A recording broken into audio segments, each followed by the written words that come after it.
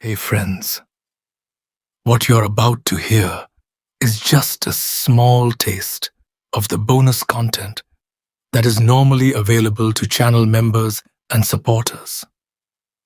There are many additional narrations already waiting there, covering all kinds of strange, unsettling, and fascinating stories.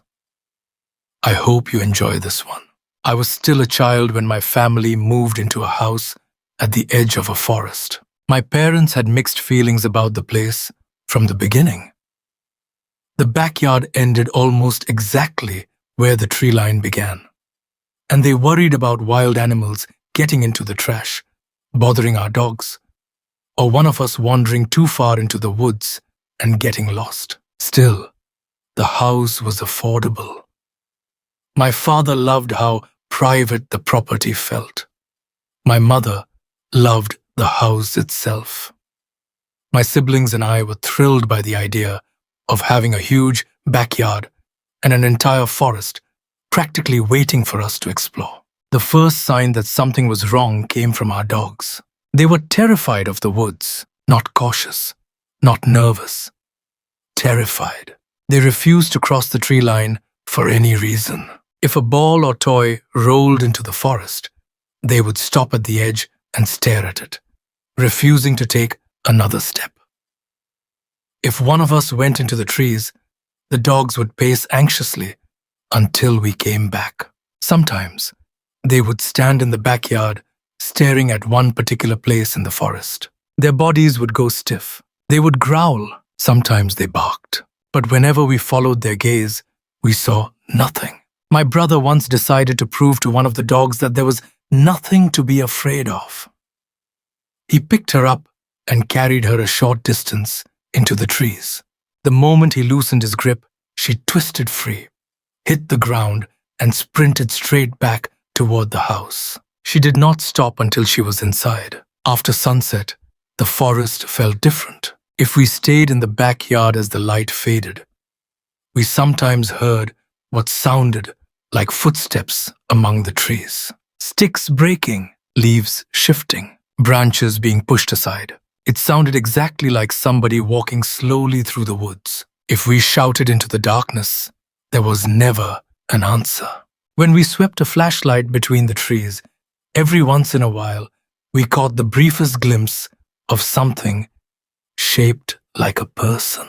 A shoulder, a head, a tall, dark form moving behind a trunk. Then nothing. My parents eventually made a rule.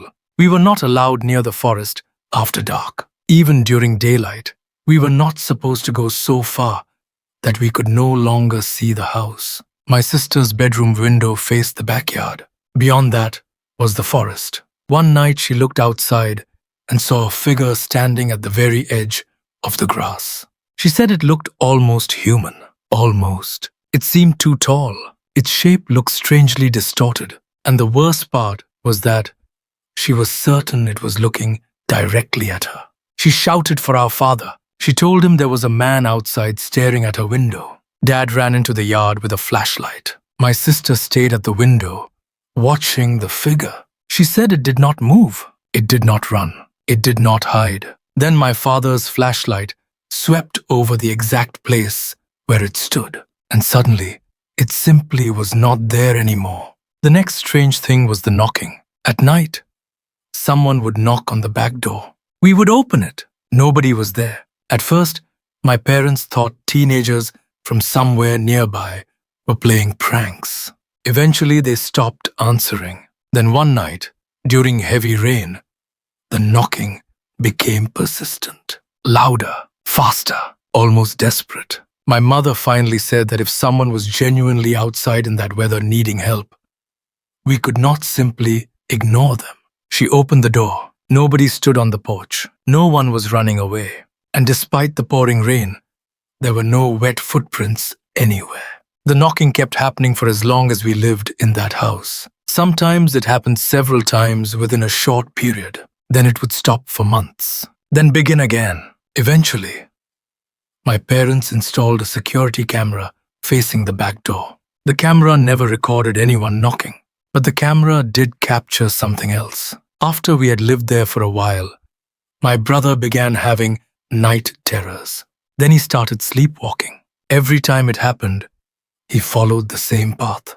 He walked downstairs, opened the back door, and headed toward the forest. Our mother was a light sleeper, so she usually heard the door open. She would run outside and catch him before he reached the trees. After this happened several times, my brother became curious about what he looked like while sleepwalking. He asked to see the security footage. At first, we thought it might be funny. It was not. The recording showed him walking onto the porch, then stopping. He stood completely still, as though listening to someone we could not hear.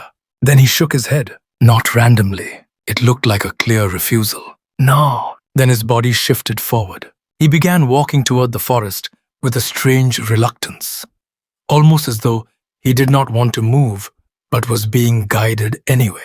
That recording changed the way all of us felt about what was happening.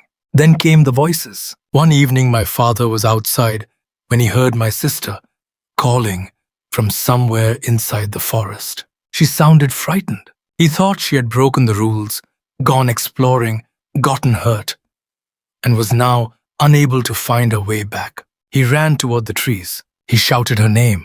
The voice kept calling, but the farther he went, the more confused he became.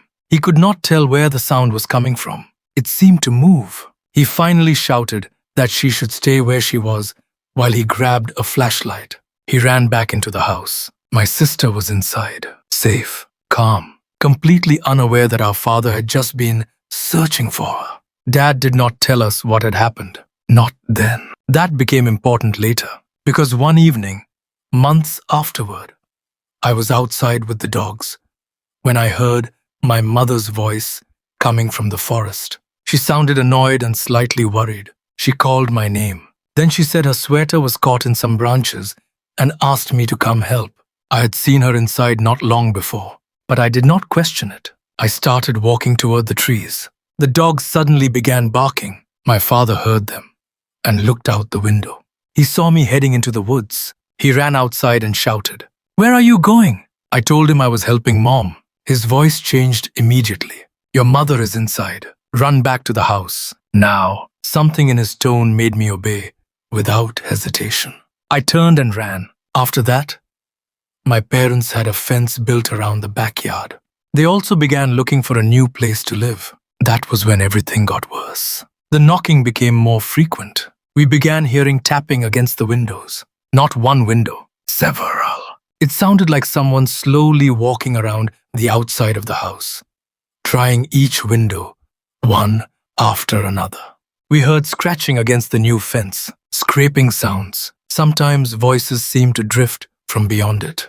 My brother's night terrors became more intense. Then one night, our mother failed to hear the back door open. My brother walked outside in his sleep. He later woke, standing directly in front of the fence. He was staring into the forest. The dogs were behind him barking wildly. Not long after that, we finally moved. On our last morning in the house, we woke and found the back door standing wide open. We checked the security recording. The footage showed the door slowly opening by itself. No one touched it. No one stood outside. It simply moved until it was fully open. After we left that house, my brother stopped sleepwalking. He still had night terrors. He also developed serious anxiety, but he never again walked in his sleep toward a forest. Recently, he called me unexpectedly. After a little casual conversation, he asked something I had not thought about in a long time. Do you think the door being open that last morning meant whatever was out there finally got inside? He tried to laugh after he said it. He joked about the old house. He joked that maybe we all needed some kind of spiritual cleansing, just in case something had followed us. But I could hear something behind the humor. He was still afraid. Honestly, so am I. Dark wooded areas still make me uneasy. I do not know what lived in the forest behind that house. Maybe there was nothing supernatural there. Maybe animals, imagination, sleepwalking, pranksters, strange acoustics, and childhood fear somehow combined into one long nightmare. But when I think about those voices copying my family, the dogs refusing to enter the trees, my brother shaking his head at something invisible before walking toward the woods. And that back door opening on its own. I still feel the same thing I felt as a child. Given the chance, whatever was out there would have swallowed us. I was a teenager when I attended a church event held as a Christian alternative to Halloween. My family always arrived early because we volunteered to help set things up. There were booths, candy stations, games, and activities for children. I mostly volunteered because it gave me first access to the candy. After I finished helping with my usual setup, I sat on a bench near the main sanctuary. It was my favorite place to sit because I could see most of the church grounds and watch the sunset. I pulled out my handheld game system and started scrolling through music. Then a man approached me. Normally, I was not very social. If a stranger started a conversation, I usually kept it short. But this man had a strange warmth about him. Talking to him felt easy, almost like speaking with someone I already knew. We talked for a while. Eventually, I asked if he was new to the church because I had never seen him before. He told me he had attended the church for years. Then he said he stopped coming after something happened. I asked what? He paused. Then he told me something I did not understand at the time. There are things people notice that they know are not normal. And when you know something should be left alone, you should not let curiosity pull you toward it. I must have looked confused. He smiled and said, I would understand when I was older. I looked down at the device in my hands for only a moment. When I looked back up, the man was gone. I searched the church grounds. There were only a few people nearby, still preparing for the event. I could not understand how he had disappeared so quickly. I eventually forgot about it. Months later, I was sitting in the main sanctuary before going upstairs to perform my usual volunteer duties. The upper floor was used as a daycare area. After church services, volunteers escorted the children downstairs. Then I walked through the rooms, turned off the lights, and made sure no child had accidentally been left behind. That day, before I left the sanctuary, the pastor began speaking about an upcoming funeral. A photograph appeared on the large screens. My entire body went cold. It was the man from the church event. The stranger who had spoken to me. The man who had told me not to become curious about things that should be left alone. I could barely process what I was seeing. I made my way upstairs. Another volunteer confirmed that all of the children had already been taken downstairs. She noticed that I looked pale and asked if I was okay. I told her I was fine. Then she left. I began turning off the lights. The upper floor was basically one long hallway with doors on both sides. At the far end was a room with a large window in the door. I usually left the blinds open because light from outside came through the glass and illuminated part of the dark hallway. It made me feel less nervous. When I reached the final room and finished checking it, an intense feeling of panic came over me.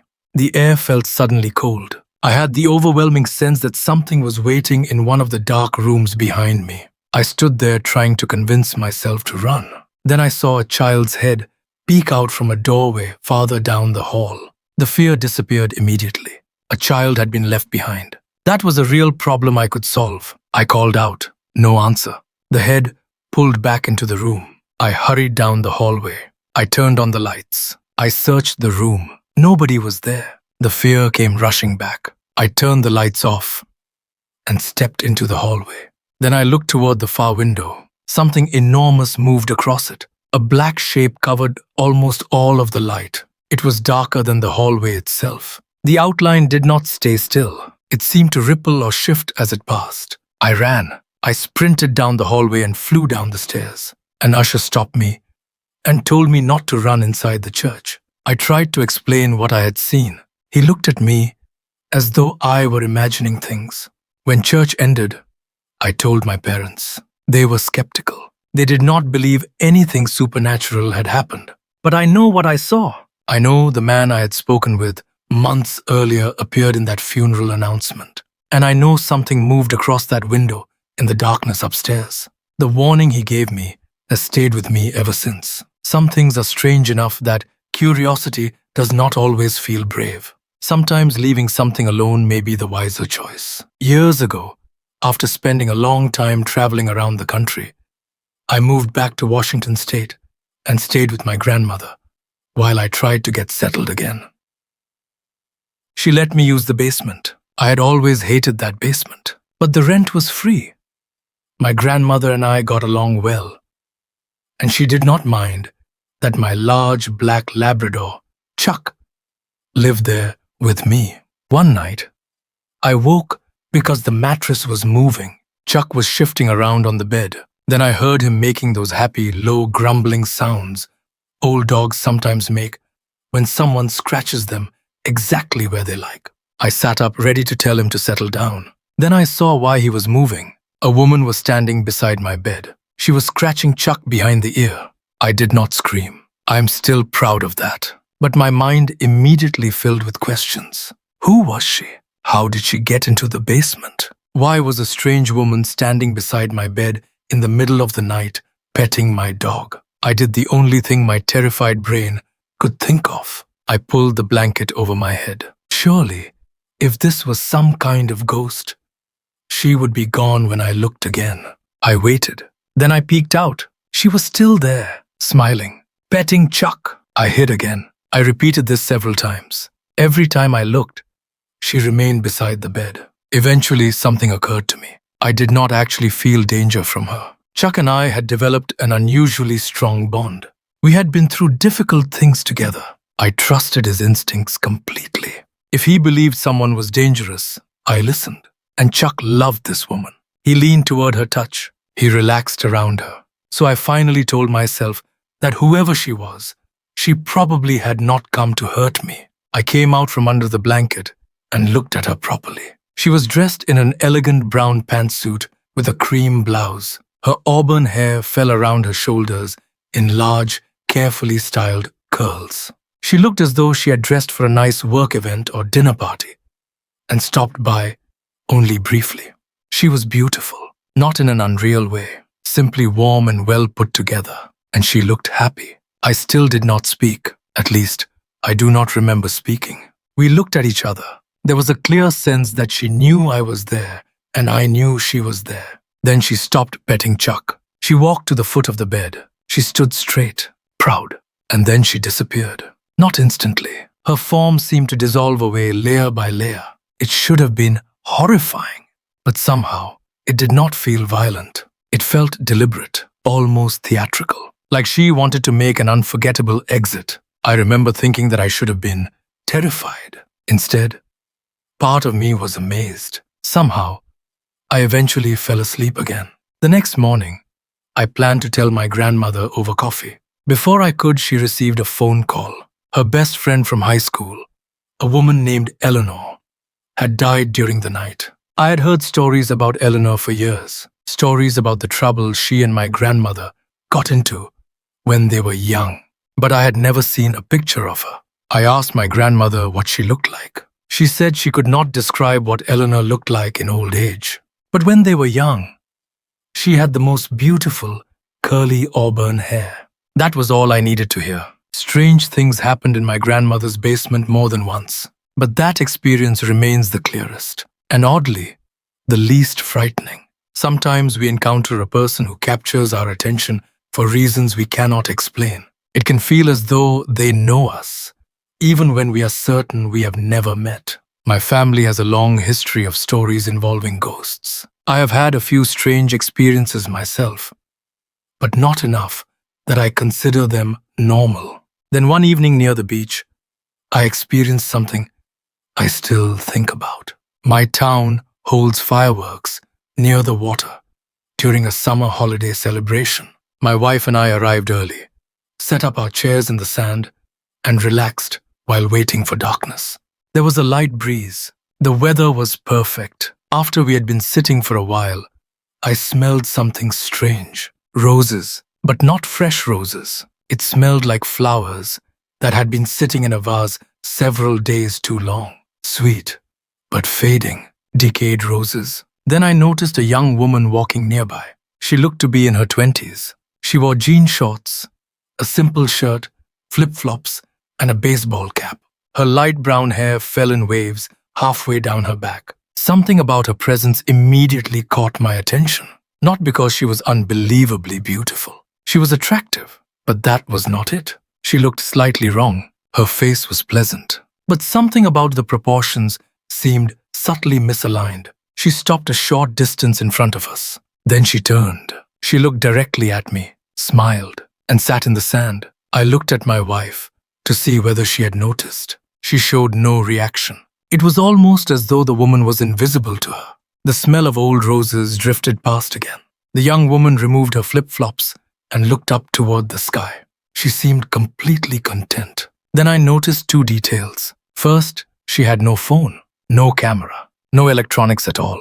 Almost everyone around us was taking pictures, texting, checking social media, or holding some kind of device. She had nothing. Second, her clothing looked exactly like something from an earlier era. I grew up around that style. The cut of the shorts, the shirt, the cap, the overall tomboy look. Everything about her seemed to belong to another era. She simply sat there looking at the sky. I smelled the roses again. I took a picture of the whole scene with my phone. The beach, the evening sky, the area where she sat. Not long afterward, she stood and walked behind us. I turned to see where she went. She was gone. When I looked at the photograph later, I was not surprised that she did not appear. Somehow, I almost expected it. In the place where she had been sitting, there was only a small green orb of light. I did not feel threatened. I still do not. My instinct is that she was someone who died long ago. Maybe someone connected to me. Maybe someone I had known as a child and forgotten. I have tried to remember whether any young woman from my early life died around that age. Nothing clear comes to mind, but I still remember the smell of fading roses and the way she smiled as though she recognized me. My husband and I once moved into an old house in Northamptonshire. From the beginning, the place felt unusual. There were cold drafts that seemed to appear without explanation. The constant sensation that someone was watching. Objects moved or disappeared. Then my husband began saying strange things. He would suddenly describe something I had done during the day in eerie detail, even when he had no way of knowing. He also began talking about a girl who spoke to him inside his head. One day, he randomly said an old word neither of us recognized. We looked it up. It referred to someone who enjoyed watching canals. There were several canals in the region, including one near the village. When I asked why he had said the word, he told me the girl had given it to him. She loved the canal, he said. The strangest incident happened one evening when both my husband and our daughter wanted to use the shower. They decided my husband would go first. Before either of them moved, we heard the bathroom door close. The light came on. Then the shower started. We assumed our daughter had gone ahead and taken the bathroom before him. The shower ran for a long time. Eventually, we became concerned. Then it stopped. We heard the bathroom door open. Footsteps moved downstairs. The bathroom light had been left on. My husband went to switch it off. Then he followed the sound of footsteps downstairs. He saw what looked like our daughter going into her bedroom. A moment later, he walked into the kitchen. Then the real daughter entered the house from outside. He stared at her. "How did you get dressed and outside that quickly?" She looked confused. She told him she had been outside for the past hour, taking care of her horses. Nobody had been in the shower. At least, nobody living in the house. Later, my husband saw the mysterious girl again. This time, she stood near our daughter's bedroom door. Many other strange things happened in that house. None felt openly dangerous, mostly unsettling. Eventually, we moved away. The activity stopped. Then, during a trip to a hotel in Cornwall, something happened again. The first night was foggy and cold. My husband and I stood outside smoking when he suddenly spoke a name, Clara. Then he said Clara was waiting in the summer house. I asked what he meant. His expression looked distant. He repeated that Clara was waiting in the summer house for a man named Graham. Then he seemed to wake from whatever state he had entered. His mouth fell open. He told me he had no idea why he had said those words. He only felt compelled to say them. He also had the impression that Joan had some connection to the military. We discussed it. Then, in the middle of our conversation, he spoke again. He's married. She's waiting in the summer house. At that point, we were uncomfortable enough that we returned to our room. We searched the history of the hotel. What we found frightened us. Decades earlier, a young woman named Clara had served in the Navy and had been stationed at that hotel. She had been involved in a relationship with a married officer. When the relationship was discovered, she was ordered to transfer to another location.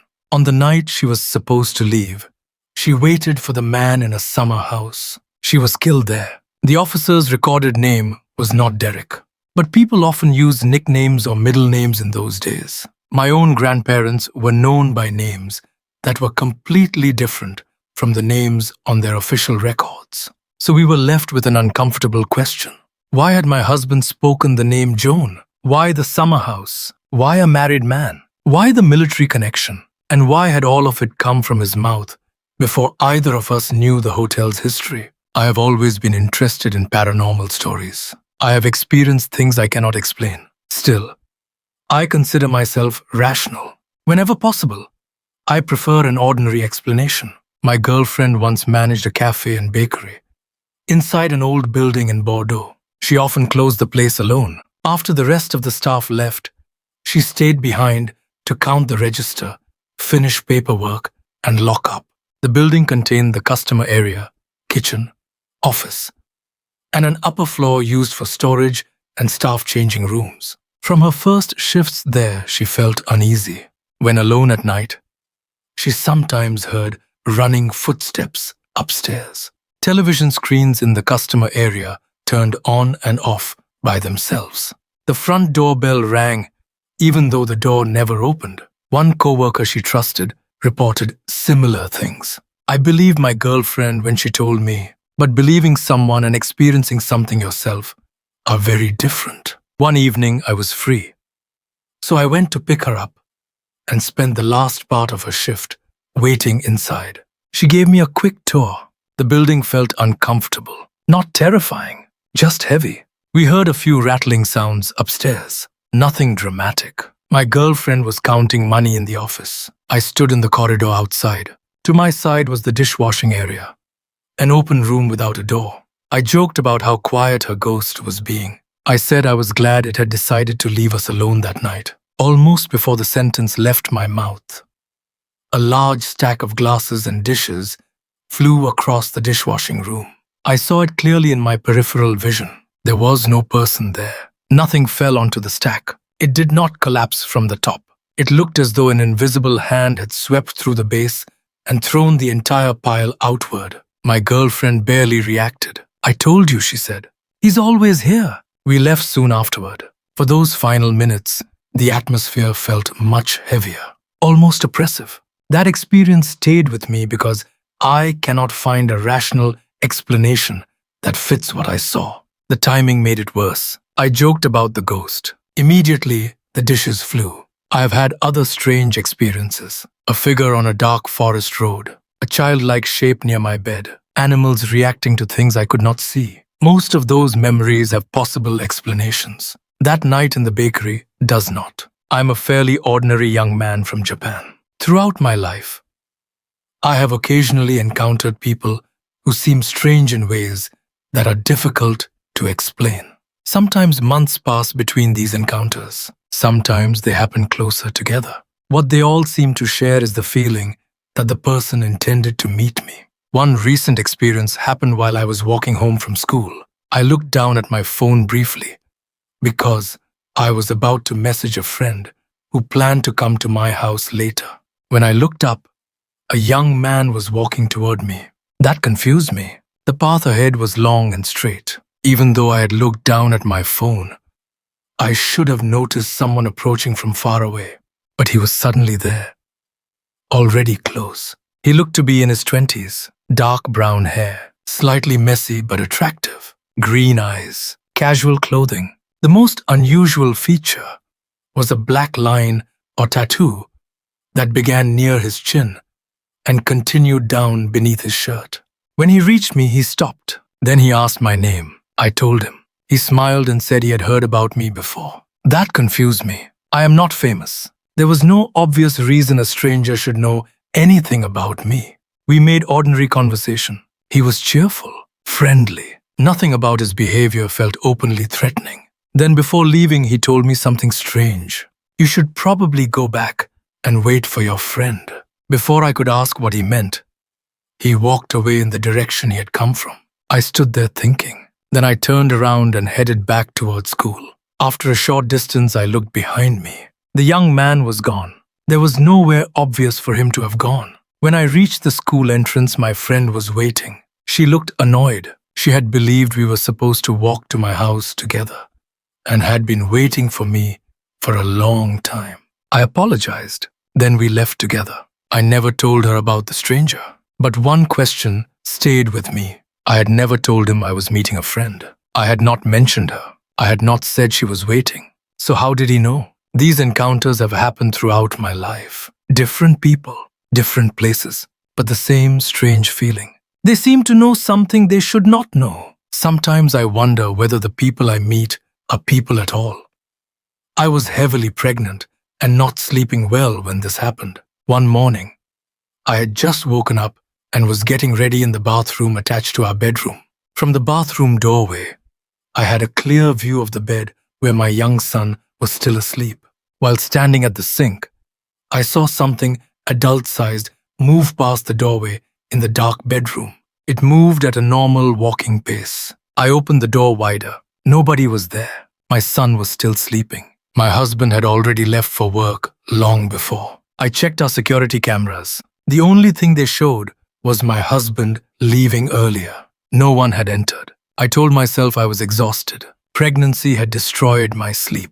Maybe my anxiety was making shadows look like people. A few minutes later, I heard a man humming, only for a few seconds. I could not recognize the tune. I could not tell exactly where the sound came from, because we had a box fan running outside the bathroom, and the exhaust fan was on. I looked into the bedroom again. Nothing. Am I losing my mind? I took a breath and continued washing my face. The bathroom door was open only a few inches. The mirror in that bathroom was enormous. It covered most of the wall above the counter and reflected nearly everything behind me. The door was just to my side, close enough that someone standing there could easily reach out and touch my shoulder. Then, in the mirror, I saw a hand, a grown man's hand. It reached through the small opening in the door and gripped the door frame directly behind me. It was roughly at eye level. I froze. For 1 second, I expected my husband to step into view, laughing, because he had somehow come home early and decided to scare me. I turned around. The hand was gone. I looked back into the mirror immediately. Nothing. Then my son screamed, "Mama!" I threw the door open. He was sitting awake in bed with wide, frightened eyes. But he was not looking at me. He was staring into empty space. "Who is that?" My heart stopped. "Who, baby?" He stared for another few seconds. Then his expression changed. It was as if the moment slipped out of his mind. "Mama, why did you say my name?" I told him I had not. He insisted he had heard me call his name loudly. Then he said something even stranger. "You said my name, and then you weren't beside me." I explained that I had been in the bathroom the whole time. I searched everything. Security cameras, windows, doors, closets, every room. Nothing. I was shaking so badly, I could barely hold my phone. Normally, I would have blamed sleep deprivation, a shadow, anxiety, pregnancy, a half-awake child having a dream. But it did not happen only to me. I saw the figure move. I heard the humming. I saw the hand. Then my son woke frightened because he had heard my voice calling to him from somewhere. I was not. I have never felt unsafe in that apartment before, even with anxiety. It was one of the few places where I usually felt secure. So I still ask myself the same question. What did we experience in that room? My girlfriend and I once stayed in a cheap hotel in downtown Los Angeles. I did not know much about the building's history at the time. I only chose it because the price was low. The entire place felt strange. But what happened to us occurred outside. We were walking toward a parking structure because we planned to spend the day at an amusement park. My girlfriend noticed an alley that looked like a shortcut. My instincts immediately told me not to take it. I said we should stay on the public street. The weather was nice. There was no reason to cut through an alley. She insisted it would be faster. Eventually, I agreed. The moment we turned into the alley, I noticed a man in a hoodie behind us. He had been moving in another direction. Then he turned and followed us. I quietly told my girlfriend not to panic. Someone is following us. I told her that if anything happened, she should run for help, while I tried to slow him down. We increased our pace. Then I realized the alley was a dead end. There was no exit. We would have to turn around and pass the man who was closing the distance behind us. His hands were inside the front pocket of his hoodie. My body shifted into survival mode. I placed my keys between my fingers and prepared to defend us. Then, as we passed a dumpster, two men suddenly walked toward us. I swear they appeared from nowhere. Both wore perfect business suits. Both carried briefcases. Both wore dark sunglasses. They were tall, pale, and moved with the same fast, purposeful stride. "Good morning," they said. I was too stunned to answer. The man in the hoodie saw them. He immediately turned around. Then he ran. Not walked away. Ran. That reaction told me everything I needed to know about why he had been following us. My girlfriend and I followed the two suited men back toward the entrance of the alley. They walked ahead of us. Then we reached the public street. The men were gone. There had been nowhere obvious for them to disappear. No car pulling away. No doorway we saw them enter. Nothing. They were simply there when we needed them. Then they were gone.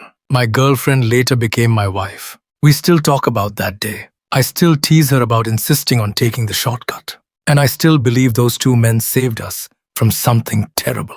Call them strangers. Call them guardian angels. Call them an incredible coincidence. I only know that they appeared at exactly the right moment. When I was a young child, I attended my grandfather's funeral. Near the back of the funeral home, I noticed a man standing by himself.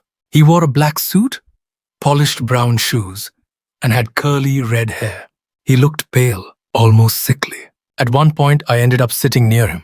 He spoke to me. He said he had known my grandfather very well. Then he said he could not wait to see him again. I told him I missed my grandfather too. I was too young to understand why the statement sounded strange. The man looked much younger than my grandfather had been, maybe around middle age. My grandfather had lived a very long life. Before leaving, the stranger placed a hand on my shoulder. His skin was ice cold. One finger brushed the side of my neck. Then he walked into the hallway. I told my mother and grandmother about him later. When we returned home, my grandmother brought out an old family photo album. She asked me to point out the man if I saw him. I looked through old photographs. Then I found him. A grainy wedding photograph. Same curly red hair. Same face. Even the same style of suit. I pointed. "That's him." My grandmother almost fainted. The man in the photograph was my grandfather's father. He had died decades before I was born. I had never seen a picture of him. At least not one I remembered. My grandmother believed me. My parents thought I had somehow seen the picture before and was playing a joke. I never saw the man again. But I still remember the coldness of his hand and the way he told me he could not wait to see my grandfather again. Where I lived in London, there was a small outdoor exercise park that I used as part of my workout routine. It had basic public equipment, pull-up bars, metal frames, simple exercise stations paid for by the local council. Between that park and the free weights I kept at home, I saved a lot of money on gym fees. I loved the place. There was a sense of community there. People imagine Londoners as cold and distant. But that stereotype is not always true. Regulars recognized each other. People talked. Sometimes strangers encouraged one another. Then something happened that made me avoid that entire part of the city. I have not gone back since. One evening, I was hanging from a pull-up bar, trying to squeeze out one final repetition, when I heard a scream. Not a normal shout, not someone messing around. A real scream of terror. Anyone who has heard a person genuinely afraid for their life knows the difference. Your body reacts before your thoughts catch up. Adrenaline, heart racing, every instinct telling you something is wrong. I made a split-second decision. I ran toward the sound. As I left the exercise park, I saw two people running, a smaller woman in front, a larger man chasing her. The city was unusually quiet. Restrictions connected to the pandemic had emptied many streets. There were fewer people around than normal. I realized there might be nobody else close enough to help, so I ran after them. I shouted at the man to leave her alone. He wore a hoodie and baseball cap. He turned his head and looked back at me. I remember that silhouette clearly. What frightened me was that seeing me did not make him stop. He simply kept chasing her. I had hoped my presence would scare him away. Now I understood that if I caught up, I might have to physically intervene.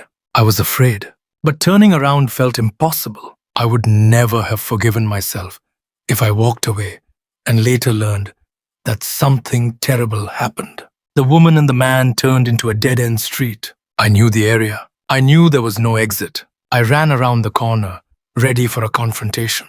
Nobody was there. The street was empty. There were trash bins at the far end, a wall, no open gate, no side passage, no place two people could have disappeared in the few seconds between them turning the corner and me arriving.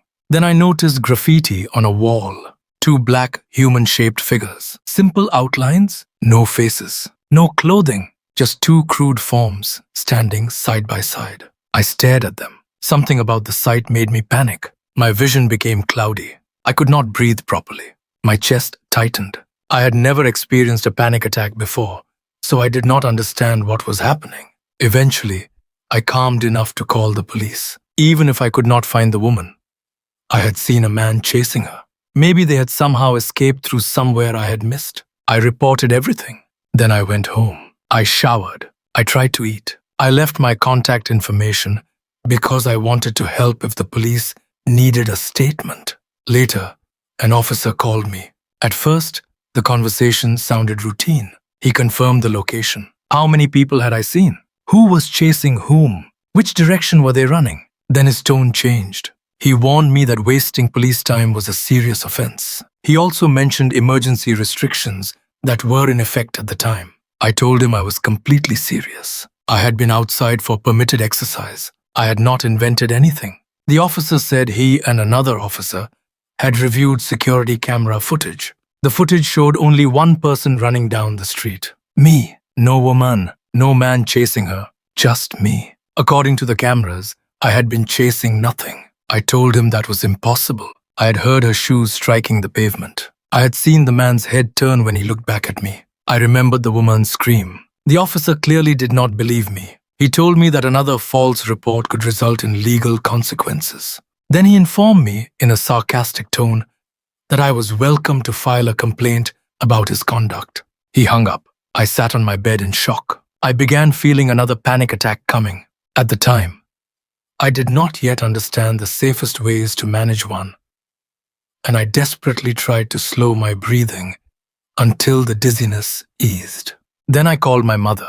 I was a grown man. Part of me felt embarrassed, but I had nobody else I trusted enough to tell. I explained everything, every detail. When I finished, she said something I have never forgotten. "Caleb, I'm your mom.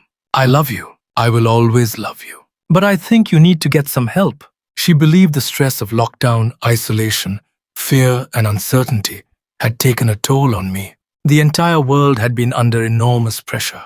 People were anxious. Families were afraid. I had already described a panic attack. To her, the most reasonable explanation was that my mind had reacted to stress. A few days later, a mental health professional contacted me. My mother had reached out because she was worried. The person explained honestly why they were calling. It was not an emergency. They simply wanted to know whether I would be interested in a few counseling sessions by phone to help with the stress I had been experiencing. I had mixed emotions. On one hand, my mother cared enough to find help for me. On the other, the one person I wanted to believe me thought I might be losing touch with reality. I was certain I had not imagined the scream. I remembered the woman. I remembered the man. I remembered him looking back at me. But I now faced a choice. Continue insisting that two people had somehow vanished into a wall while cameras showed me running alone, and risk everyone believing I was becoming seriously unwell, or accept the simpler explanation: stress. Isolation. A panic response? I chose the path of least resistance. I told the clinician I had probably been overwhelmed. A short-term sleep medication was recommended. I tried it once and did not continue. After that, I stopped talking about the incident. For a long time, I tried not to think about it. Some people need a clear resolution. They want every mystery explained. They want a final sentence. Case closed. I learned something different. Sometimes living with unanswered questions feels easier than destroying yourself, trying to force an answer. That does not mean I believe nothing happened. I still remember every detail, but I learned to live as though forgetting might be healthier than knowing. Even now, though, the memory pulls at me. Like a moth circling a candle, part of me wants the flame extinguished forever. Another part cannot stop looking. I used to live in Port St. Lucie, Florida, and I was deeply interested in firearms. I regularly visited a gun club in Okeechobee for a long time. It was one of my favorite places. I could spend time shooting, then eat at the restaurant afterward. Some of my best memories with friends happened there. I occasionally took clients as well. Then one incident ended my membership and changed the way I looked at a rifle I once loved. My closest friend, who I will call Randall, and I arrived unusually early one morning. I had family plans later, so early was the only time we could fit in some range practice. I brought a customized classic rifle that I had spent a lot of money improving. The metal had been treated for durability. The wooden handguard was beautiful. The sights had been upgraded. The barrel had been professionally tuned. It was extremely accurate. I trusted that rifle completely. That is why what happened frightened me so much. Randall and I had a ritual. We would shoot and complain about life, marriage, work, clients, parenting. Every round sent downrange felt like a little bit of stress leaving the body. Usually, we left calmer than when we arrived. That morning, after several magazines, I started missing. One shot, then another, then another. That was not normal for me. Randall joked that my eyesight must be getting worse. I ignored him. I was too focused on figuring out what was wrong. I stopped, cleared the rifle, checked the ammunition, ran through the usual safety and troubleshooting steps. Then Randall said something. "What the hell?" I looked up. He was staring downrange. He shifted his head from side to side, as if trying to understand what he was seeing. Then he did something you should never do while a range is active. He began walking forward, downrange. I shouted at him. Another shooter nearby noticed too. Everyone was confused. Randall did not answer. He kept walking. Then the sun moved from behind a cloud. Light caught something in the air. 3 metallic objects. I stared. They looked like bullets. My bullets. Hanging in midair. Suspended. Not embedded in a target. Not lying on the ground. Floating. I called out to Randall. He confirmed he was seeing the same thing. Against my better judgment, I moved closer too. The range was mostly empty that morning. I kept well away from the direct line in front of the suspended rounds. So did Randall. I need to make that clear. Neither of us stood directly in their path. We both understood range safety too well for that. The bullets seemed frozen in an invisible surface. I felt a kind of fear I had never experienced. It was not fear of an animal or a person. It was the fear of seeing something that your brain insists cannot exist. Randall stared with his mouth partly open. Neither of us could find words. Then I thought about evidence. Nobody would believe this. I reached for my phone. That was when I heard a faint ringing sound, a thin metallic tone. The bullets began vibrating. Barely, but clearly. They trembled in place. I stepped backward. Randall did the same. The sound grew stronger. Then there was a sharp crack. The bullets vanished. Randall looked at me. I looked at him. Then he reached toward his shoulder. When he pulled his hand away, there was blood. He collapsed. Everything after that became chaos. People shouted. Emergency services were called. Randall was taken to the hospital. Because I had been holding the rifle connected to the ammunition, police detained me while they tried to understand what happened. I had never been in serious trouble with the law. I was terrified. At first, Randall insisted it had been a bizarre accident and said he did not want me charged. Then he told the police exactly what we had seen. Floating bullets, suspended in the air, then suddenly moving again. Investigators did not know what to do with that explanation. They started wondering whether I had pressured him into telling a ridiculous story to hide the fact that I had accidentally shot him. Then Randall's wife began questioning everything. She convinced him that the floating bullets could not have happened. If they were impossible, then the only remaining explanation was that I had fired the shot. For a while, my best friend started doubting his own memory. That nearly destroyed our friendship.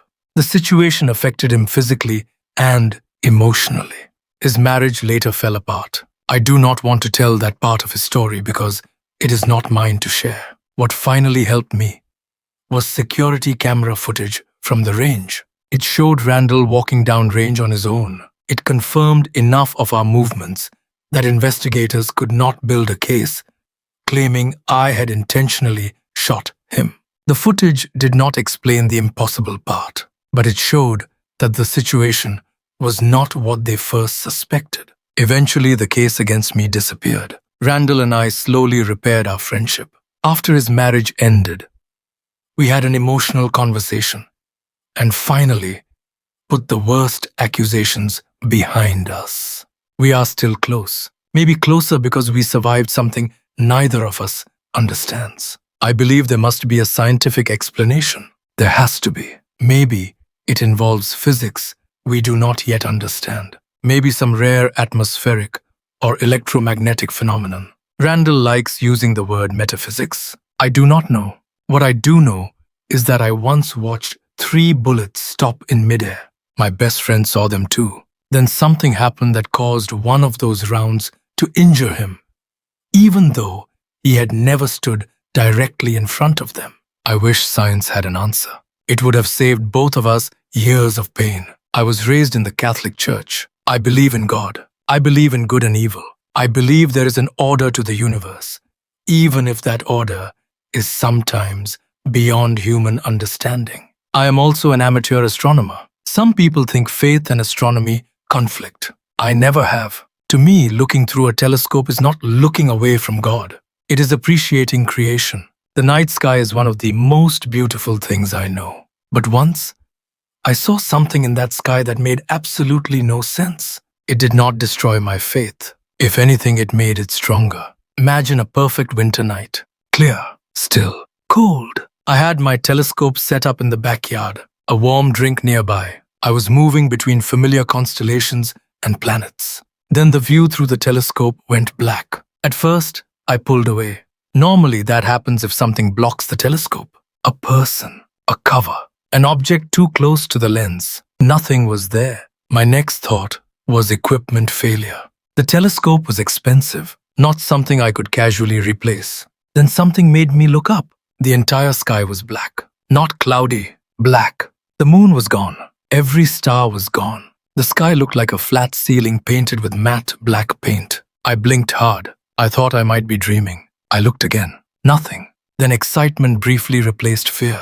Maybe I was witnessing some incredibly rare astronomical event, a phenomenon nobody had documented, a once-in-a-lifetime celestial blackout. I thought about grabbing my phone. Then another thought came. What if the stars do not come back? What if this is not an eclipse? What if this is something catastrophic? If clouds had suddenly covered everything? There should still have been ambient light from the moon. There was none.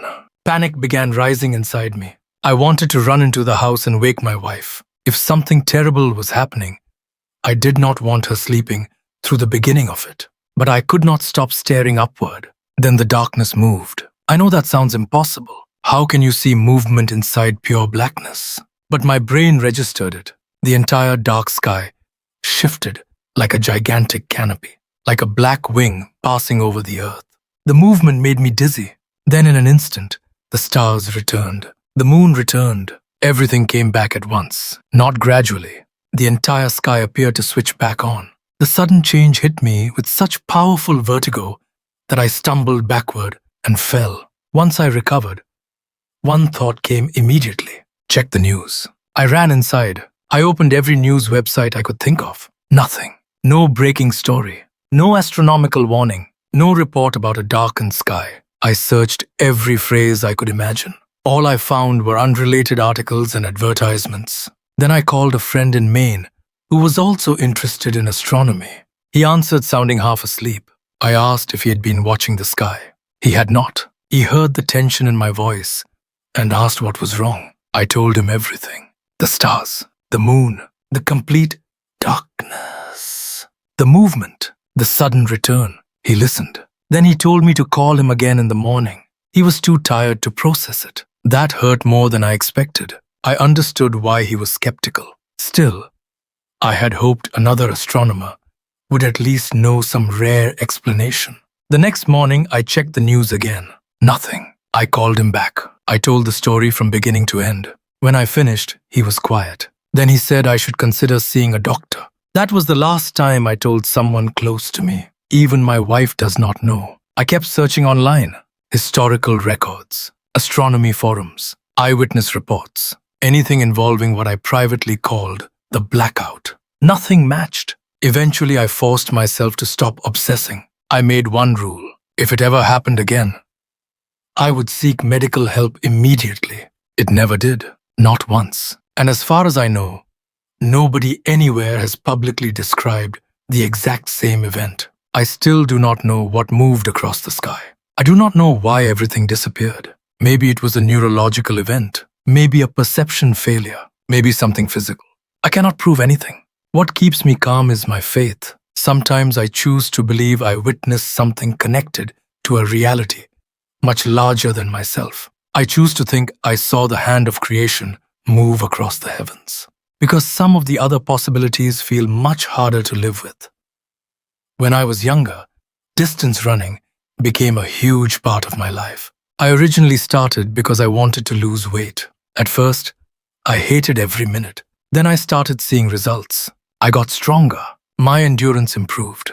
Eventually, I became addicted to the feeling that runners call the runner's high. I signed up for a small local race. I did not place anywhere near the top. I did not care. From then on, running became part of my identity. My family knew me as the runner. My friends knew me as the runner. I spent an embarrassing amount of money on shoes, ankle support, knee support, athletic clothing, and every little piece of equipment I thought might improve my training. I genuinely believed I would run until my body became too old to carry me. Then I stopped completely. To explain why, I have to tell you about another woman. For this retelling, I will call her Sienna Marlowe. Vanessa was born in Massachusetts. She went to college in Boston. Later, she worked for a major technology company in New York City. Everything I read described her as healthy, successful, active, and deeply loved by her family. Then one day, she went out for a run. She never came home. Her body was later found near a wooded running trail not far from where she lived. She had been attacked and killed. Investigators said she fought back fiercely. Her injuries showed that she resisted. Police later arrested a suspect. The details of the case were horrifying. But that alone was not what changed my life. Vanessa lived in Worcester County, Massachusetts. I lived in Worcester, England. Her name was Sienna Marlowe. My name was Sienna Marlowe. Only one small letter separated our names. Then I kept reading. She had been born during the same month and year as me. Our birthdays were less than a week apart. Her parents had names strikingly similar to the names of my parents. She had brown hair, brown eyes. So did I. The more I read, the colder I felt. I know coincidences happen. I know the human brain is designed to find patterns. But this did not feel like one coincidence. It felt like a chain of them. Name, birth period, appearance, parents, location name, lifestyle, running. I felt as though I were reading about another version of myself. That sounds irrational. I know, and I did not stop running immediately. The story frightened me, but I told myself I was being dramatic. Then something happened during one of my own runs. My usual route went around the edge of a large public park. Houses lined much of the route. There were normally people everywhere, dog walkers, other runners, older couples taking slow afternoon walks, families. That day, the route felt empty, almost completely deserted, except for one man. He had short hair, glasses, a dark blue jacket. As I passed him on my first loop, he stared at me. Women who exercise in close-fitting clothes become used to being looked at. It is unpleasant, but it happens. His attention felt creepy. Still, not enough to make me stop. I continued running. Then, as I approached the point where I would begin a second loop, something inside me refused. I cannot explain it more logically than that. My entire body said no. If I ran another loop, I would see him again. And if I saw him again, something terrible would happen. The fear was so specific that an image formed in my mind. I would end like the other Vanessa. I stopped. I went home. At first, I told myself I would rest for a week. Then I would return. A week passed. I did not run. Then another. Then a month. Then much longer. Eventually, years passed. I never returned to running. I found other ways to exercise. Body weight training, skipping rope, indoor routines. I considered buying an exercise bike. Anything except going out alone on a run. Part of me understands how irrational that sounds. Vanessa and I were not literally the same person. Shared names and similar birthdays do not connect two lives through fate. A stranger staring at me in a park does not prove he intended harm. But another part of me still believes our lives were mirror images. And if I avoid the one activity that led her toward tragedy, maybe I can keep our stories from ending the same way. Years ago, while I was in college, I decided to spend several days hiking alone in Yellowstone. At that point in my life, I had been partying far too much. I had barely managed to keep my academics together. I wanted to prove to myself that I could step away from drinking, distractions, and all the habits that were starting to control me. So I went into nature. It became one of the best experiences of my life. I learned that I could enjoy being alone. I could wake up without a hangover. I could walk for hours. I could appreciate silence. I took photographs constantly. Mountains, creeks, lakes, forest, my sleeping setup. Most nights, I created a simple shelter with a tarp, climbed into a sleeping bag, and passed out from exhaustion. Some of my college friends had laughed when I told them I was doing a solo hiking trip.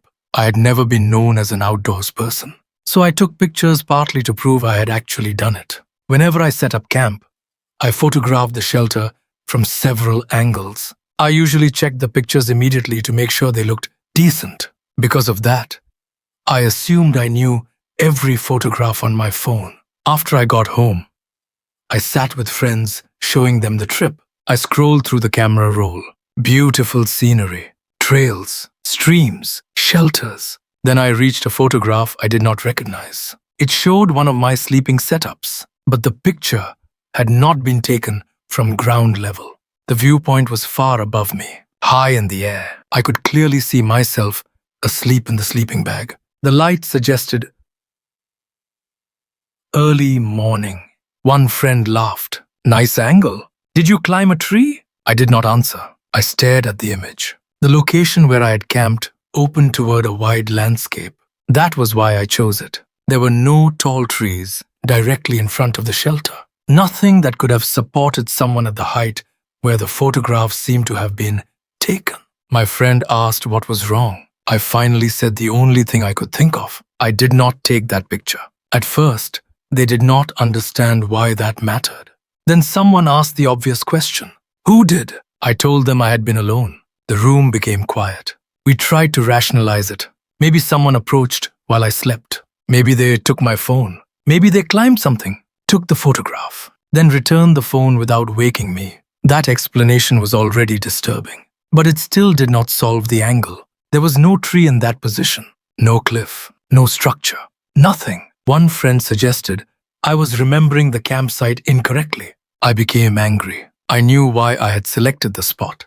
The open view had been the whole point. Eventually, we stopped talking and simply stared at the picture.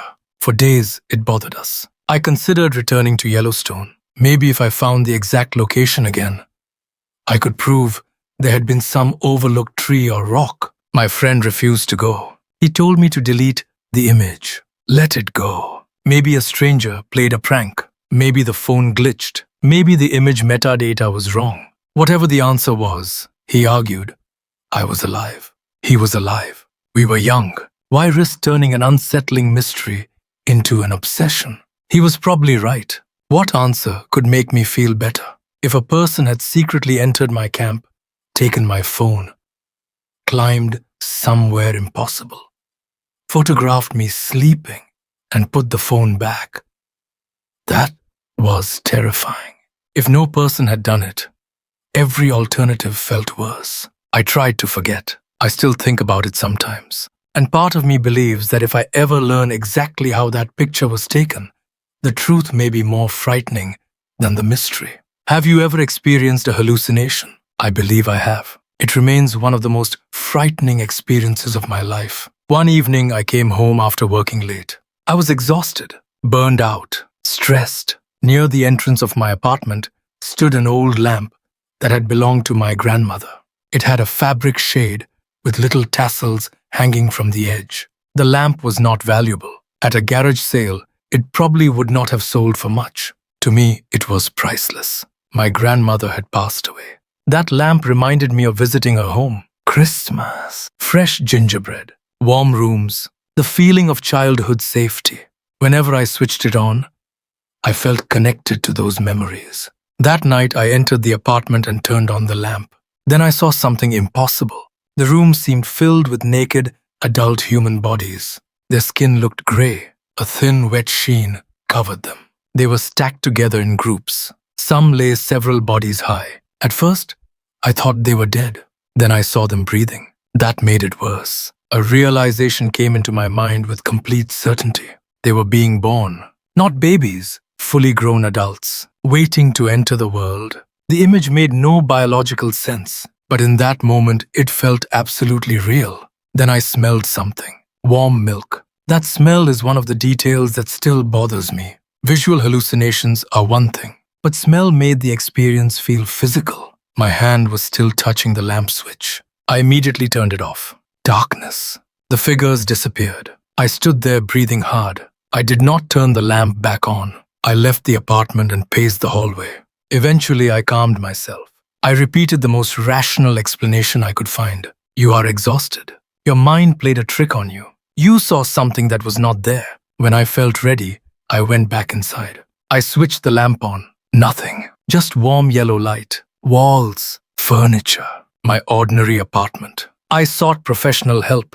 A doctor helped me understand that vivid perception disturbances can sometimes occur, and that the brain is capable of producing experiences far more detailed than people realize. Before that, I thought hallucinations would be vague, melting walls, abstract shapes, cartoon nonsense. I had not understood that a false perception could include realistic skin, breathing, individual faces, smells, tiny details. The experience looked real because, in that moment, my brain treated it as real.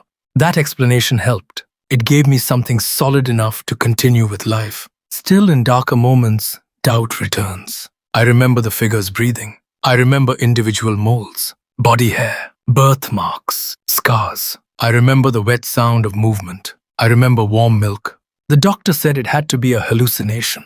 That makes sense. You cannot switch on an old lamp and reveal another layer of reality. The world does not work that way. At least, I need to believe it does not. I have deliberately avoided searching for stories similar to mine. I do not want to know.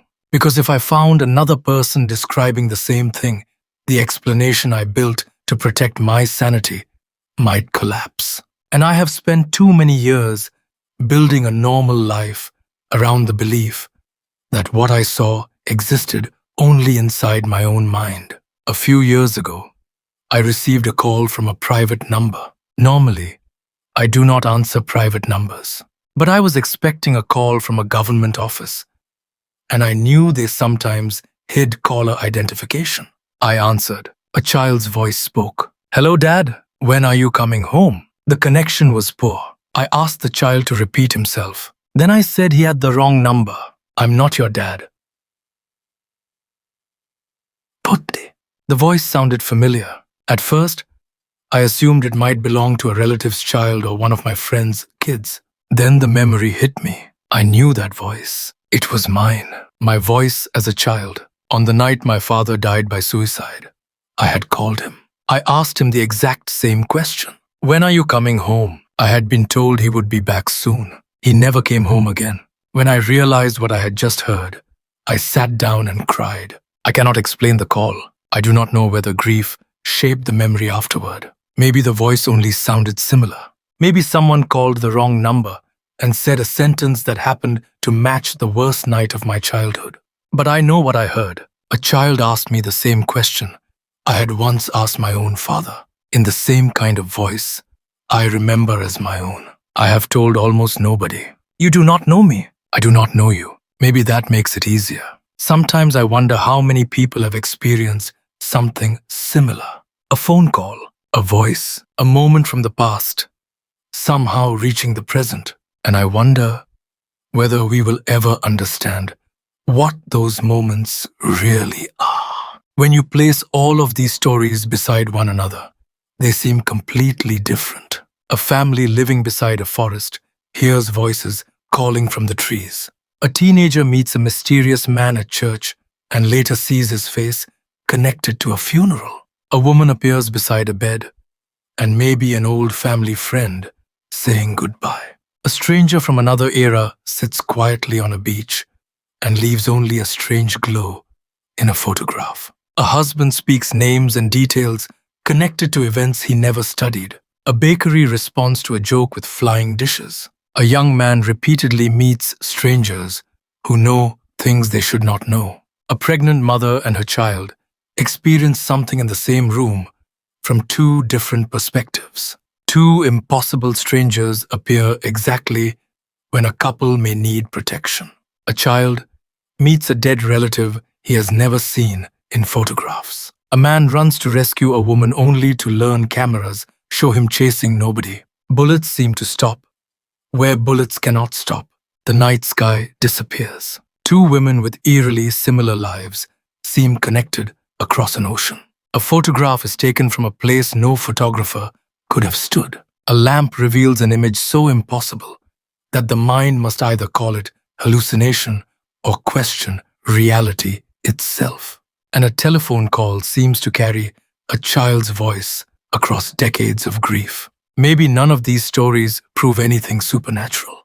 Proof is a powerful word. A memory is not proof. A feeling is not proof. A photograph without context is not always proof. Coincidence is not proof. A frightened animal is not proof. A strange voice is not proof. And an unexplained event does not automatically become paranormal, simply because we do not yet understand it. But uncertainty does not make these experiences meaningless. Every person telling one of these stories was changed by what happened. That matters. Fear has consequences even when the thing we fear is misunderstood. Grief shapes us, even when we cannot explain how memory works. A strange experience can alter how someone sleeps, where they walk, what they believe, who they trust, or how safe the world feels. That is why kindness matters when people tell us things we do not understand. It is easy to laugh at someone else's strange story, easy to call them crazy, easy to feel intelligent because we can list ordinary explanations. Sleep paralysis, stress, anxiety, misremembered details, pattern recognition, coincidence, neurological events, camera glitches, animals, pranksters, old buildings making strange sounds. All of those explanations are real possibilities. Sometimes one of them is almost certainly correct. But offering a rational explanation does not require cruelty. You can be skeptical and compassionate at the same time. You can say, I do not know what happened to you, but I believe that you are frightened. You can say, there may be an ordinary explanation, but your experience still matters. You can encourage someone to seek medical help without mocking them. You can listen without agreeing with every conclusion. That balance is important. The story of the family beside the forest shows how deeply fear can shape childhood. The parents did what responsible parents do. They created tools. They installed a camera. They built a fence. Eventually, when the situation felt unsafe, they moved. Whether the threat was supernatural or ordinary, they responded to the effect it was having on their children. That is a lesson worth remembering. We do not always need complete certainty before protecting the people we love. If a situation repeatedly causes fear, danger, sleep disturbance, or anxiety, taking reasonable steps to create safety is not weakness. It is responsibility. The story of the church is a reminder that curiosity is powerful. Curiosity teaches us. It drives science. It leads people toward discovery. But curiosity without boundaries can become obsession. There are moments when we know something is pulling us deeper into fear, a rumor, a mystery, an online rabbit hole, a place we know we should not enter. Sometimes courage means investigating. Sometimes courage means walking away. Wisdom is learning the difference. The woman beside the bed and the young woman on the beach suggest another possibility. Not every mystery has to be threatening. Human beings often associate the unknown with danger, darkness, ghosts, strange smells, unexplained figures. But sometimes a strange experience leaves comfort behind instead of fear. If someone believes they received a final goodbye from a person they loved, we do not have to prove or disprove the moment to understand its emotional value. Maybe grief creates experiences that help the mind say farewell. Maybe something more mysterious happens. Either way, love is at the center of it, and love deserves gentleness. The Northamptonshire story also shows how memory can live in places. Buildings carry history. Hotels, houses, churches, schools. People come and go while the walls remain. We naturally wonder whether intense events somehow leave traces. Science may not support the idea of emotional energy remaining inside buildings in the way ghost stories describe. But history certainly remains. Names remain in records. Old tragedies shape communities. Stories are passed down. Sometimes, learning what happened in a place can change the way we interpret what we experience there. That is why we should be careful. Once we learn a frightening history, the mind becomes very good at connecting every sound and shadow to it. That does not mean the experience is false. It means interpretation matters. The bakery story reminds us that certainty is complicated. The narrator believed in paranormal possibilities before the dishes moved. Then something happened directly in front of him. From his perspective, that changed belief into experience. But even personal experience has limits. We see only from one angle. Memory edits. Adrenaline changes perception. The responsible response to mystery is not to deny what we saw. It is to remain humble about what we conclude. I saw something happen is different from I know exactly what caused it. That distinction protects us from becoming trapped by certainty. The young man in Japan encountered strangers who knew private details. That can feel deeply unsettling, but it also reminds us how much information about our lives can be visible without us realizing it. People notice uniforms, schedules, social habits, phones, friends waiting at gates. Today, technology makes inference even easier. Before calling something impossible, it is healthy to ask what information might have been available. But if every ordinary explanation fails, we are still allowed to say, I do not know. Not knowing is not failure. Sometimes it is the most honest answer. The pregnant mother's experience carries a particularly important lesson. When people are exhausted, sleep-deprived, anxious, pregnant, grieving, or under intense stress, perception can become unreliable. That is not an insult. It is part of being human. The brain is a biological organ. It can misinterpret sound, shadows, reflections, half-awake states. But the fact that the child experienced something unusual too made the moment harder for the mother to dismiss. When experiences involve children, fear can spread quickly. The safest response is grounding. Check the environment. Check locks. Check cameras. Make sure everyone is physically safe. Avoid frightening the child further. Then seek practical help if the events continue. You do not need to decide whether something was a ghost before you decide to protect your family's peace. The story of the suited strangers speaks to another human need. We want to believe someone will appear when we are in danger. Sometimes someone does. A stranger intervenes. A passerby notices. A driver stops. A person makes one phone call.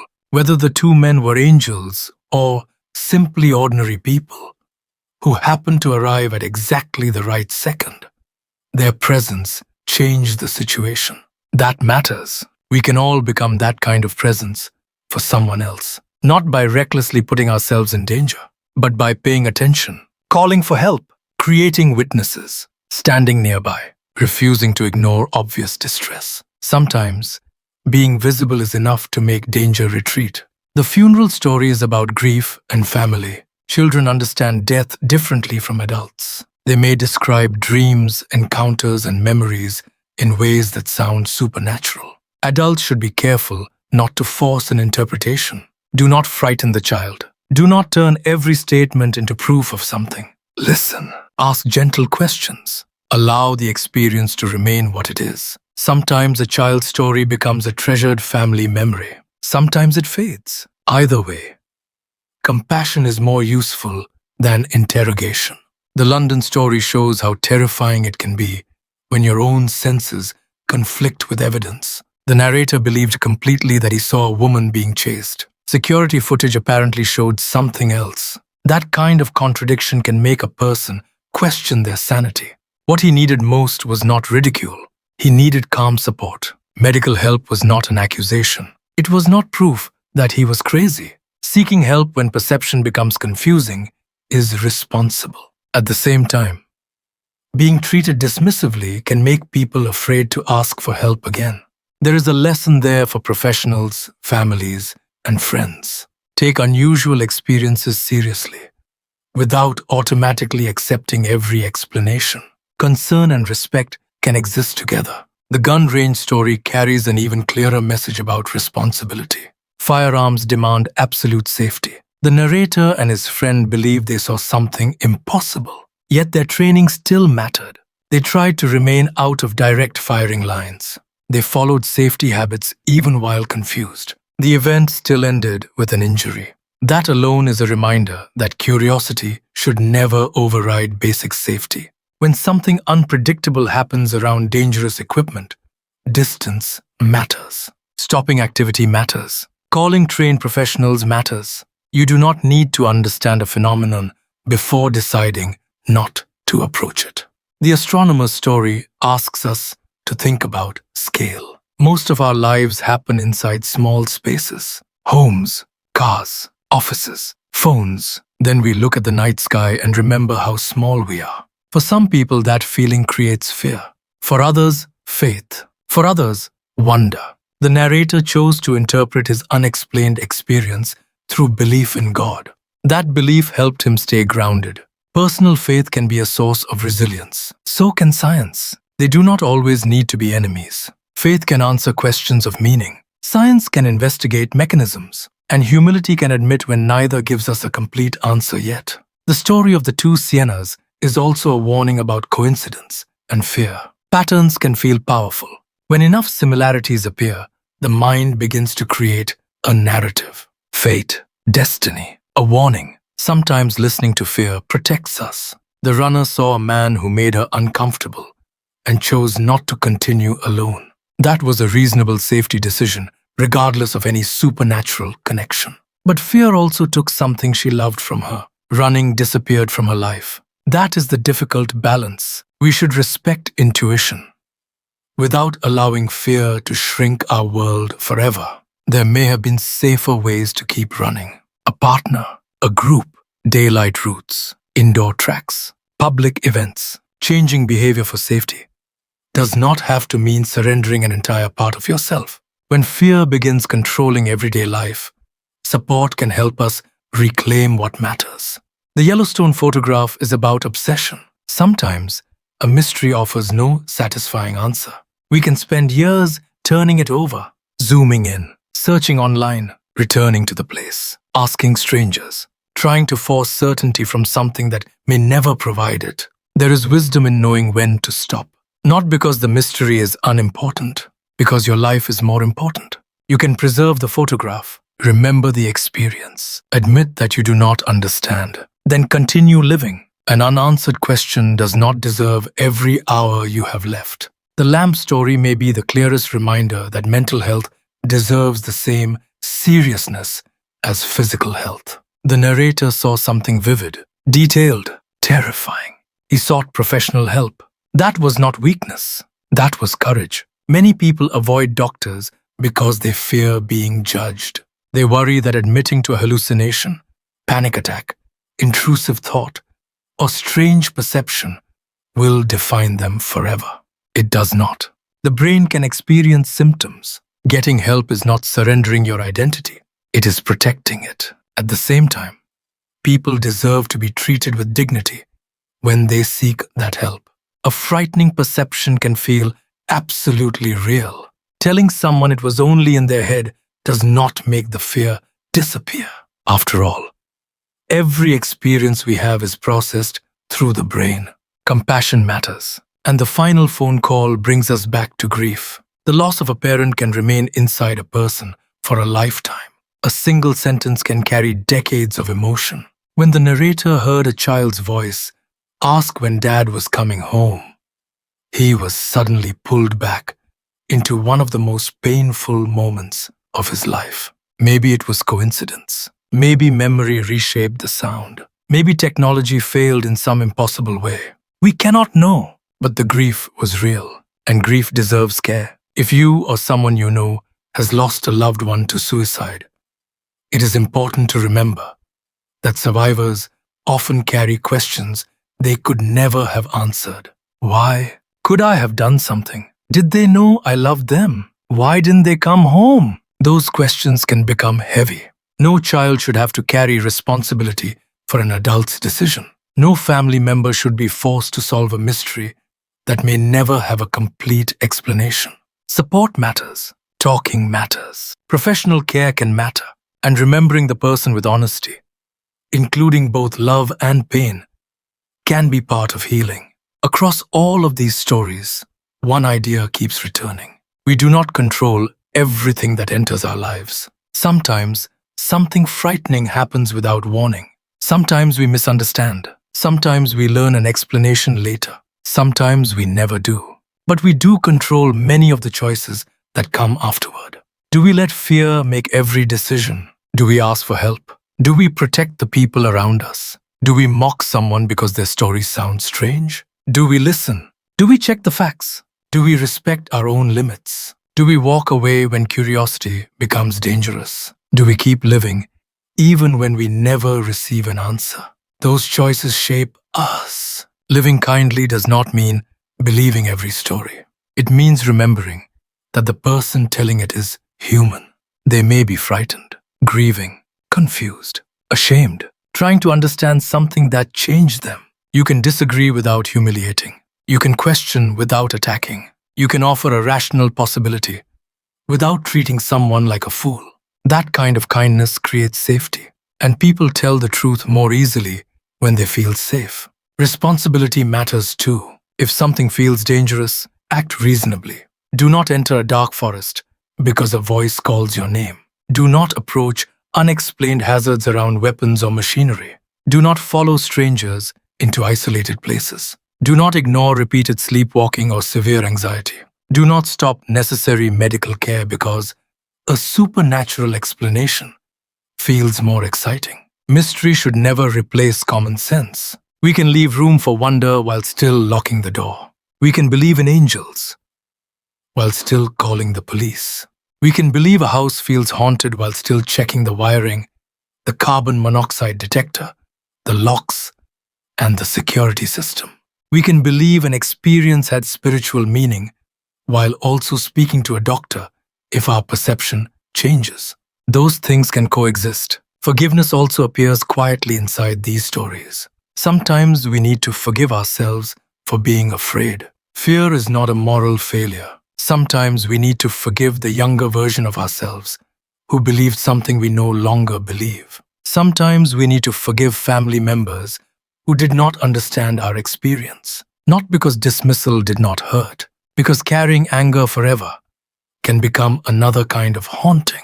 Forgiveness does not require pretending someone treated us well. It does not require returning to people who are unsafe. It simply means deciding how much space the past deserves in the future. Second chances matter for the same reason. A person can experience something terrifying and still rebuild a peaceful life. A frightened child can become a stable adult. A person struggling with panic can learn tools that help. Someone overwhelmed by grief can eventually laugh again without betraying the person they lost. A runner who stopped running may one day find another form of movement that feels free. A person who once feared the dark may eventually sleep with the lights off. Healing rarely happens all at once. It happens in small choices. One calm breath, one honest conversation, one appointment kept, one boundary established, one night of better sleep, one decision not to search the internet for another terrifying answer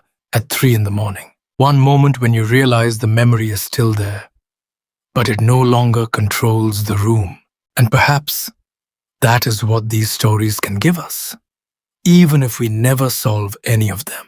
A reminder that uncertainty is part of life. We do not know everything. We never will. The universe is larger than our understanding. The human brain is more mysterious than we like to admit. Memory is imperfect. Coincidences happen. Strange things happen. People misunderstand what they see, and sometimes every explanation we know still feels incomplete. We can live with that. We do not need certainty to be kind. We do not need proof to comfort someone. We do not need an answer before we make a safe choice. We do not need to solve every mystery before going home, locking the door, hugging our family, and appreciating an ordinary evening.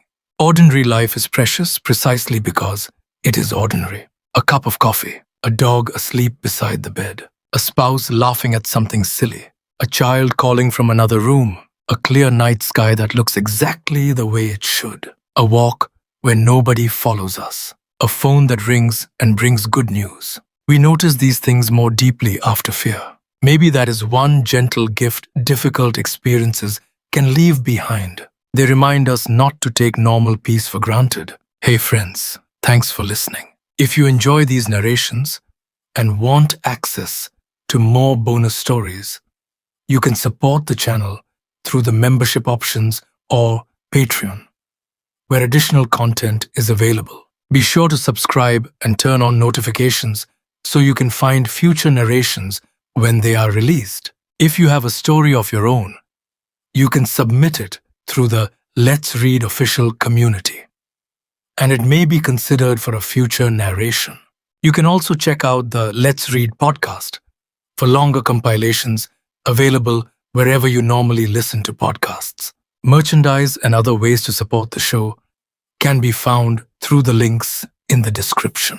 Thank you for spending this time with me. Take care of yourself. Take care of the people around you. Stay curious, but stay grounded. Listen to your instincts without letting fear own your life. And when you encounter something you cannot explain, remember that the most honest answer is sometimes also the simplest.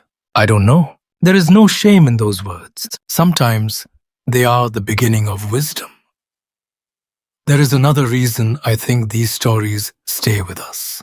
They remind us how much trust shapes everyday life. We trust the voice that calls our name. We trust the person who says they know us. We trust our eyes when we see someone standing in a doorway. We trust a photograph. We trust a camera. We trust memory. We trust the feeling that home is safe. Most days, that trust works exactly as it should. Then something happens that makes us question one small piece of it. A voice comes from the wrong place. A person appears where nobody should be. A camera shows less than we remember. A photograph contains more than we remember taking. That does not mean reality has broken. It means our sense of certainty has. And losing certainty can be frightening. When that happens, The healthiest response is often neither blind belief nor immediate denial. It is patience. Check what can be checked. Ask what can be asked. Write things down while memory is fresh. Speak to people who were there. Look for ordinary explanations first. And if the experience begins harming your sleep, relationships, work, or sense of safety, seek support. You are not betraying a spiritual belief by seeing a doctor. You are not betraying science by admitting that something remains unexplained. You are simply taking care of yourself while leaving room for uncertainty. There is also a lesson about the way we tell stories. Fear grows when details become exaggerated. Rumors spread. One person's uncertainty becomes another person's certainty. A shadow becomes a figure becomes a ghost. A strange coincidence becomes destiny. That is why honesty matters. Say what you saw, say what you felt, but also say what you do not know. There is strength in separating observation from interpretation. I heard a voice is an observation. A spirit called me is an interpretation. I saw something move is an observation. It was not human is an interpretation. That distinction does not make a story less powerful. It makes the storyteller more trustworthy. And trust matters, especially when strange experiences are involved. Another quiet lesson is about fear and control. Fear often tells us that safety requires controlling everything. Close every blind. Check every lock again. Avoid every forest. Never run alone. Never stay in an old hotel. Never answer a private number. Never look at the night sky. Never sleep in a dark room. At first, those choices can feel protective. Sometimes they are protective. But fear has a way of asking for more. One rule becomes 10. One avoided place becomes an avoided life. That is when we have to pause. Safety should help us live. It should not become another prison. Reasonable precautions are good. Constant fear is exhausting. If an experience has made your world smaller, healing may mean slowly making it larger again. Not recklessly, not all at once, with support, with boundaries, with people you trust. The runner who became afraid of running does not have to prove courage by going alone into an empty park. Maybe courage is joining a running group. Maybe it is using a busy track. Maybe it is choosing another sport and accepting that life can change without becoming lesser. The person afraid of forests does not need to camp alone to prove anything. Maybe healing is taking a daytime walk with family. Maybe it is simply being able to drive past trees without feeling the old panic. Progress is personal. There is no prize for forcing yourself into fear before you are ready. The same is true of grief. Grief does not obey a schedule. A person can feel fine for years, then hear a voice on a phone and suddenly become a child again. They can smell a perfume, hear a song, see a coat like the one someone used to wear. Memory can open instantly. That does not mean healing failed. It means love left deep tracks. We often imagine healing as forgetting. It is usually not. Healing is remembering without being destroyed every time. It is being able to say a person's name and feel more than pain. It is allowing a memory to contain laughter again. It is understanding that moving forward does not mean leaving someone behind. When the narrator heard a child's voice that sounded like his own younger self, the old wound reopened. Whatever caused the call, the emotional truth was clear. Part of him was still waiting for his father to come home. Many people carry a younger version of themselves like that. A child still waiting, still asking why, still believing there must have been something they could have done. Sometimes growing older means turning toward that younger self with the compassion no one knew how to give at the time. You were a child. It was not your responsibility. You deserved safety. You deserved answers. Even if answers were impossible, you are allowed to keep living. That kind of self-compassion is not selfish. It is necessary. And then there is the question of second chances. Not every story here is about someone who did something wrong, but every person in these stories had to decide what to do after something frightening entered their life. That is where second chances often begin. The second chance to sleep peacefully after months of fear. The second chance to trust your own judgment without becoming ruled by it. The second chance to reconnect with someone after misunderstanding. The second chance to ask for help after first refusing it. The second chance to choose curiosity without obsession. The second chance to let an unanswered mystery remain unanswered. We tend to imagine second chances as dramatic moments. A courtroom door opens, someone returns home, a life changes overnight. More often, a second chance is ordinary. You wake up, you make coffee, you go to work, you answer a message, you keep an appointment, you call someone you have been avoiding. You decide that today, fear will not get every decision. That quiet repetition is how lives are rebuilt. Responsibility works the same way. It is easy to talk about responsibility after something goes terribly wrong. Harder to notice it in the moments before. The father who sees his child walking toward the forest and calls them back. The person who checks on someone who screamed. The friend who refuses to let someone approach dangerous equipment. The spouse who notices that anxiety is getting worse. The stranger who steps into a public place and unintentionally scares away someone with bad intentions. Small interventions can matter.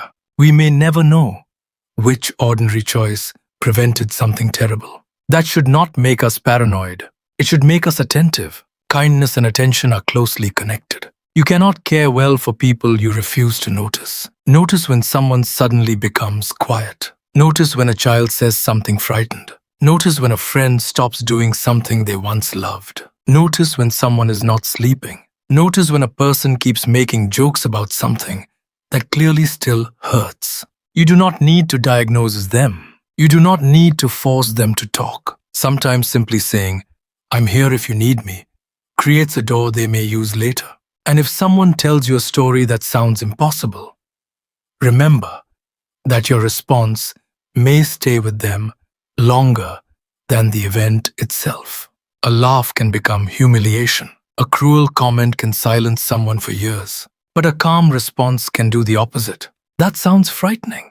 Let's make sure you're safe. Have you slept? Do you want me to stay with you?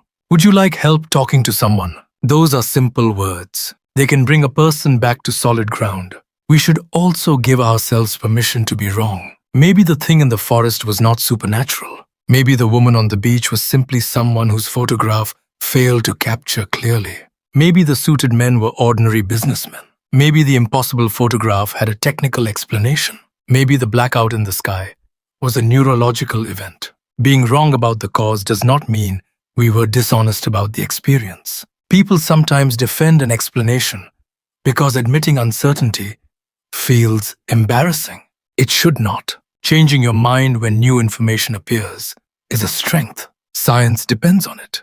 Wisdom depends on it. Healthy relationships depend on it. We can say, "I used to believe this meant one thing, but now I am not sure." There is freedom in those words. Finally, these stories remind me that the unknown does not deserve all of our attention. Mystery is fascinating, but life is happening in the known world too. People need us. Meals get cold. Dogs want walks. Children grow quickly. Parents age. Friends move away. Sunsets disappear while we stare at our phones. We can spend so much time wondering what might exist in the darkness that we forget to appreciate what is standing beside us in the light. So stay curious. Ask questions. Read strange stories. Look at the stars. Explore history. Listen when someone tells you something they cannot explain. But come back to your life. Come back to the people who love you. Come back to the ordinary things that make a day worth living. Because whether every mystery eventually receives an answer or not, the kindness we show is real. The responsibility we take is real. The consequences of our choices are real. The comfort we give another person is real. And the chance to live decently, thoughtfully, and compassionately is something we have right now. That may not solve every mystery, but it is enough to give meaning to the life we understand.